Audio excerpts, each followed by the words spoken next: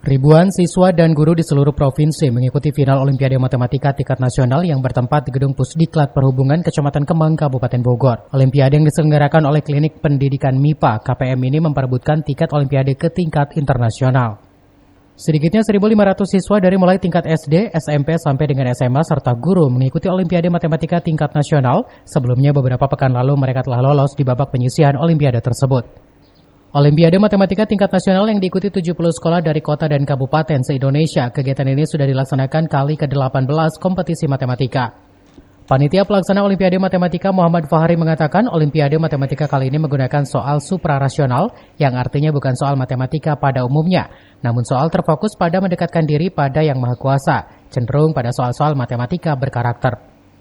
Ya, ada kompetisi untuk guru namanya Olimpiade Guru Matematika yang penyelenggaraan sekarang yang ke-8 seperti itu. Supranatural itu artinya apa? Suprarasional. Suprarasional itu kegiatan yang lebih mendekatkan diri kepada Yang Maha Kuasa, dan dalam soal matematika itu kita menambahkan soal-soal berkarakter.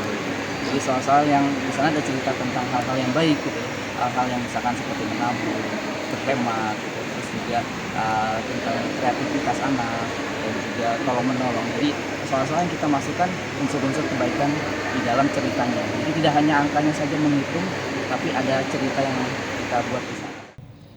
Nantinya bagi yang lolos, juara akan mengikuti kompetisi Olimpiade tingkat dunia. Dari Kemang, Kabupaten Bogor, Suhanda Abriji melaporkan.